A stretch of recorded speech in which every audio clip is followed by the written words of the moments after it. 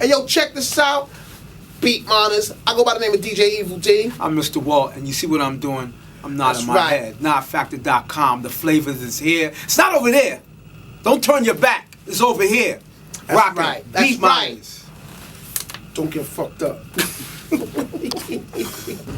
When we did Enta Da Stage, first of all, we didn't know the studio like that. We just knew, yo, this is supposed to be loud, turn the bass up. And we mixed in the big speakers. Like, we'd be like, yo, just turn it up. And if the speakers blew, the record was dope. And we blew a lot of speakers, needless to say. But when we did The Shining, we had our time in the studio where we learned the room, we learned how to mix in the NS10s, and we learned sonically, we learned how to make a record sound like a record. I was experimenting with my stereo phase, with samples. Walt hates that, but I hate it. I was like, I became a real sound dude where I was like, yo, like this record stereo, the sample's gonna be in stereo. This record right here, this is gonna be mono.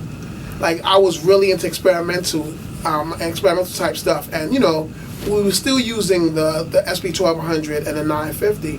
950 is a mono sampler, but I was doing stereo samples in the 950, and stuff was just coming out crazy. What kind of set up the sound really was Buck 'em Down 12-inch.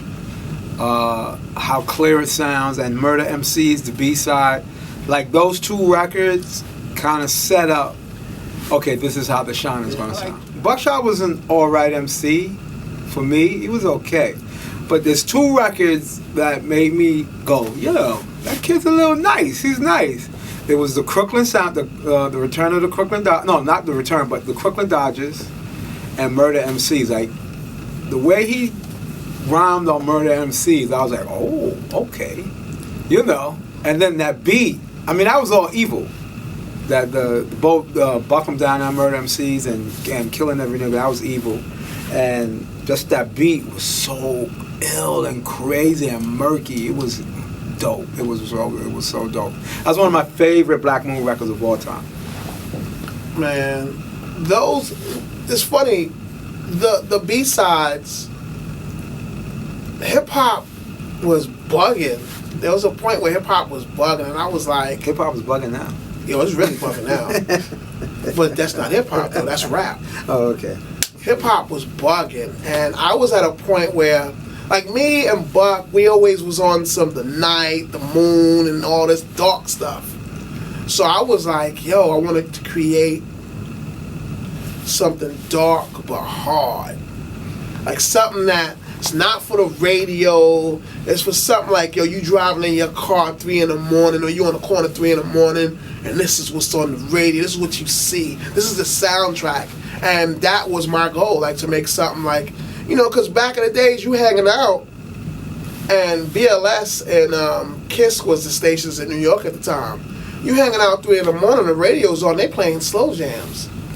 You hanging out with your peoples, you about to beat somebody's ass, and motherfucking Careless Whispers on the radio. That's just like when Ice Cube on his first album, when he did the drive-by, what was on the radio? Fucking Bust a Move. That didn't fit, but that's what happens. Like, yo, you about to do some crazy shit. You turn on the radio, and motherfucking You Can't Touch This is on. So it was like, I just wanted to create something nice and dark and the soundtrack to what we do, hanging out at night. And when I made the beats, it was funny, when I made the beat, I gave it to Buck.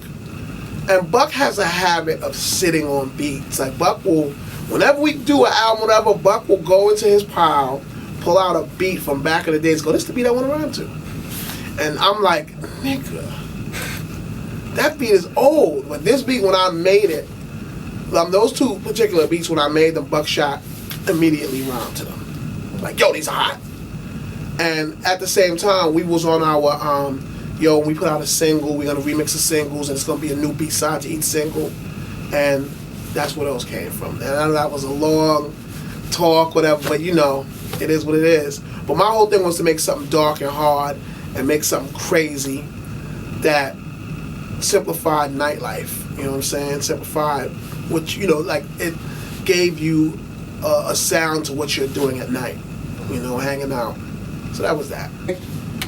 I Got You Open, the Barry White, that was Buckshot's idea. That wasn't our idea. That was Buckshot said, let's do this. We shut him down. Yeah, we shut him down. Buckshot came at me so many times like, yo, E, just listen to this. And I was like, no. Finally, one day I said, listen to this Barry White record. And I listened to it. Yeah. And what I used to do back then was when I wanted to make a beat with a record, and I really wanted to force myself to do that, I would go out with my Walkman, as I did say Walkman, and on that cassette would just be that one record. And I would keep rewinding it back and listening to it. Like you're going inside the record. I did that all day, and it's like by the time it was time to sit in front of my sampler, basically that whole record is Barry White. Chopped the whole record. I found an open snare, open hi-hat, or open kick, and just took parts of the record and just chopped it. You know what I'm saying? And then it's funny because after Buckshot laid it down, I was like, yo, this is dope. You was right. You know what I'm saying? But you know, you like, you know, it's funny because I learned, like me, I used to be that dude that, it gotta go like this and that's it. When you're in situations with other people, you have to listen to other people also. Yeah. You know what I'm saying? You can't be that, yo, nah. You know? But, you know, back then, that was me. I was the yo, man.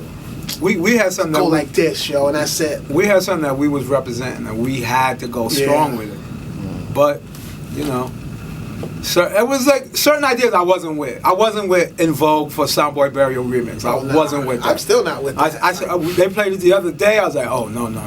Yeah, that In Vogue, like, I was like, yo, I'm not sampling Hold On. That's not I wasn't with that. That was Tech and Steel. Yeah, that was Tech. And here's another thing that a lot of people don't know. With Enta Da Stage, we did the records at home. We made the beats at home, right? When we came to the studio, we made it on the Akai S612 sampler, which is the rack mount sampler. That's the mother to the 950. Unlike the 900, 950 series.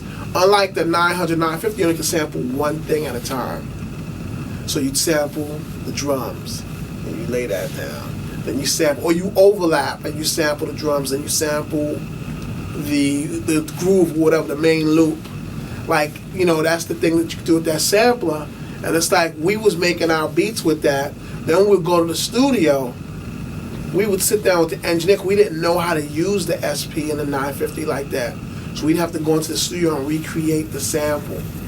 And part of the reason that album, the Enta Da Stage sounds the way it sounds, we was taking the loops put them on cassette, bringing them into the studio, like, loop that up, and loop that up. You know what I'm saying?